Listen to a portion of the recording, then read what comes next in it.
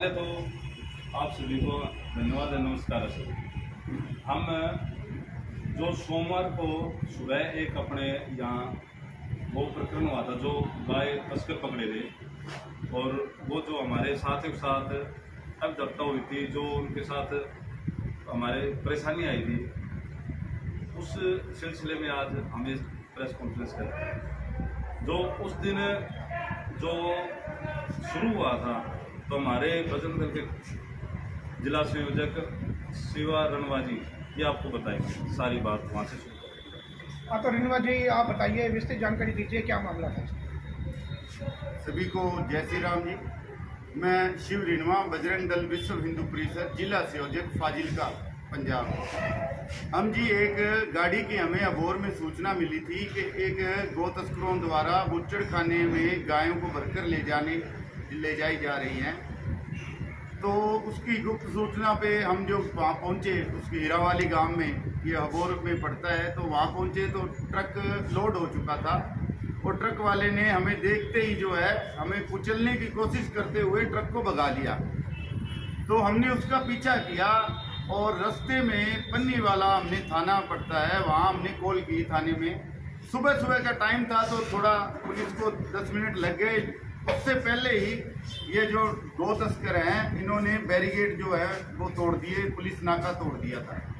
उसके बाद हमने मुक्तसर जो पुलिस है पड़ती है मलोट के अंदर, ये इंटर हुआ तो मुक्तसर पुलिस मुख्यालय में हमने कॉल की, लेकिन उन्हें भी देरी हो गई और वहाँ भी इसने जो है मलोट के अंदर भी पुलिस नाका तोड़ दिया ट्रक ने। उसके बाद जो ये पीछे अपने टोल नाका पड़ता है, वो टोल नाका भी ट्रक वाले ने तोड़ दिया है और इस सब की वीडियो वगैरह सब जो है प्रूफ हमारे पास है और टोल पे भी इसकी वीडियो बनी हुई है। तो उसके बाद हमें ये जैसे इंटर हुआ है शहर के अंदर, यहाँ भी जो नाका है पंजाब और हरियाणा की बॉर्डर पे जो डवाली के अंदर नाका है, वो भी उसने तोड़ा है, बैरिकेड के अंदर टक्कर मारी है।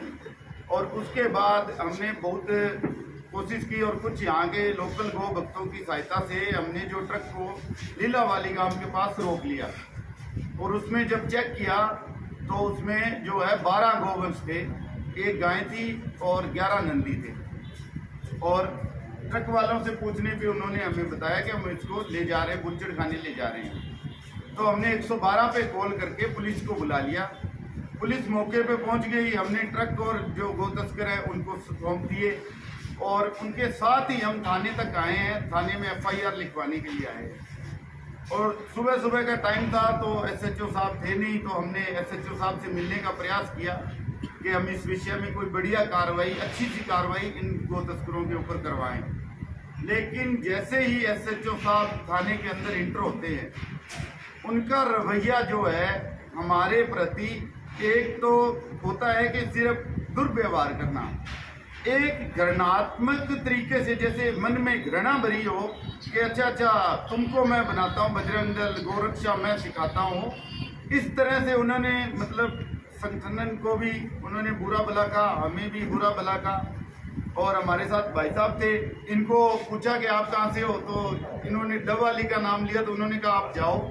और हम 4 भाइयों को उन्होंने जो है अंदर डिटेन कर लिया, अंदर एक कमरे में बंद कर लिया। हमने जब अंदर हमने कहा कि ये आप हमसे अच्छा व्यवहार नहीं कर रहे हैं, तो SHO साहब जो है हाथापाई तक पे उतर आए और वहाँ गाली गलौज भी किया। उसके बाद जो बार का जो भी प्रकरण हुआ है, वो भाई साहब पार की कार्रवाई मिलकर लालचंद जी और भाई शर्मा जी ये देख रहे थे, तो ये आपको बता सकते हैं कि बार जो हुआ भाई साहब। उसके बाद तब हम वहाँ पे इकट्ठे होने के बाद हमने तब SHO से बात की, थाना प्रभारी से बात की।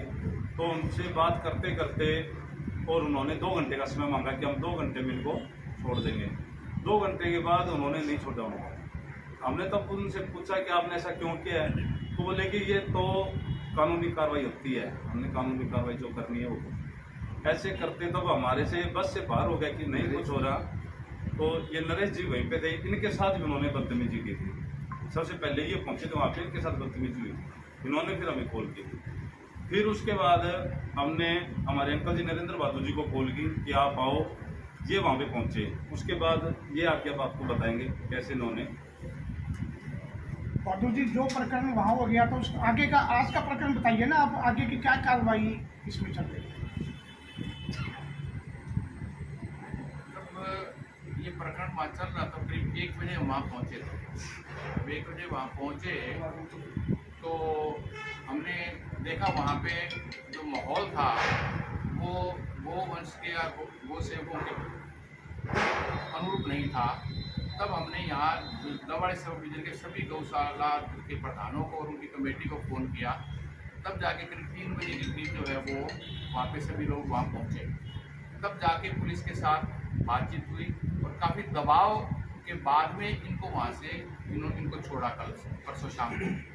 उसके बाद में जो आज है ये मुख्यमंत्री महोदय के वहाँ गए, मुख्यमंत्री महोदय से मिले, उन्होंने इनकी बात सुनी और इन्होंने जो प्रकरण जो घटना घटी वो सारी घटना इन्होंने बताई वहाँ पे।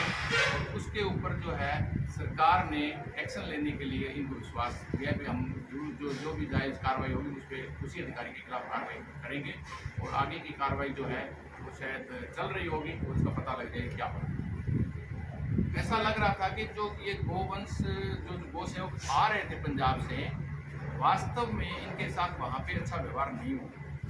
तब हमारे जो दवाड़ी सेवक गौशाला के लोग थे, रसालिया खेड़ा से, गंगा से, गंडवाड़ा से, चौटाला से, मसीता से और मौजगढ़ से और गोरीवाला से सभी जो है अपनी कमेटी के साथ वहाँ पहुँचे और उन्होंने कहा कि इनका कसूर बताए हमें जो भी है।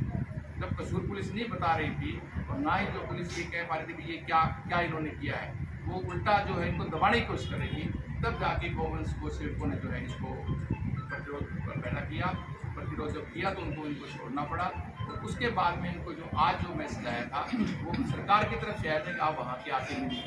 तब आप जाके मिले और ये उसकी जो चर्चा है वो शिव जी आपको थोड़ी बता दें क्या चर्चा ये जी उस दिन एक छोटा सा बात उसमें रह गई है कि SHO साहब की लापरवाही की वजह से जो उन्होंने विलम्ब किया, देरी की, उसकी वजह से वहाँ एक गोवंश है जो वो लोक सिधार गया और गौ सेवक जो बाहर थे और हम भी अंदर थे, हमने भी उनको बहुत बार जो रिक्वेस्ट की कि इनको आप एक बार जो है पानी पिला दीजिए या हरा चारा कुछ भी एक बार दे दीजिए थोड़ा।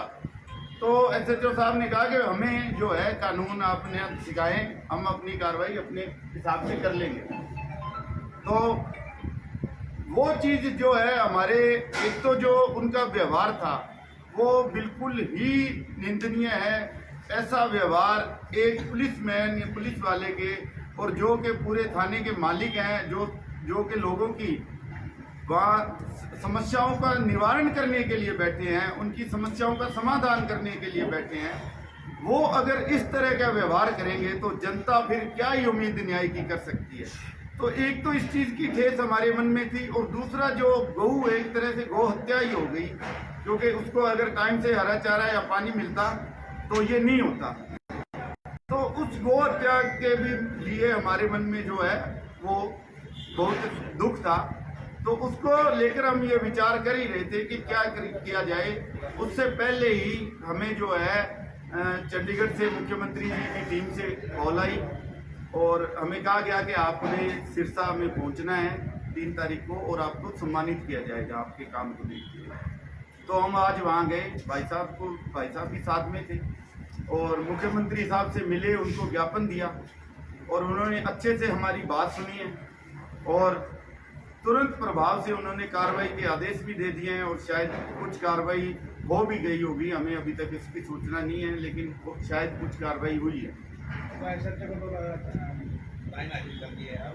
हाँ, तो क्या अच्छा, आपसे जानने को मिल रहा है लाइन हाजिर का, तो हम धन्यवाद करना चाहेंगे कि इतने मतलब व्यस्तता के बावजूद जो हमारी बात को सुना गया और उस पर जो है तुरंत प्रभाव से ये जो कार्रवाई की गई है उसके लिए हम ऋणी हैं। मुख्यमंत्री साहब का बहुत बहुत धन्यवाद, हम आभार व्यक्त साधुवाद देना चाहेंगे उनको। इससे क्या है, गौरक्षकों के जो है मन में एक गौ सेवा की भावना वो प्रेरित होंगे और उन्हें जो है साहस भी मिलेगा, आत्मविश्वास भी बढ़ेगा। तो मुख्य मांग क्या है जी आपकी? अब तो मुख्य मांग यही है कि एसएचओ साहब ने जो किया है उसकी उन्हें जो है उनके ऊपर गौ हत्या का, हम तो ये चाहते हैं कि गौ हत्या का केस दर्ज हो। और दूसरी हमारी ये मांग है कि उनको जो है अपने पद का जो उन्होंने दुरुपयोग किया है उसके लिए जो भी उचित कानूनी कार्रवाई बनती है वो उन पे की जाए।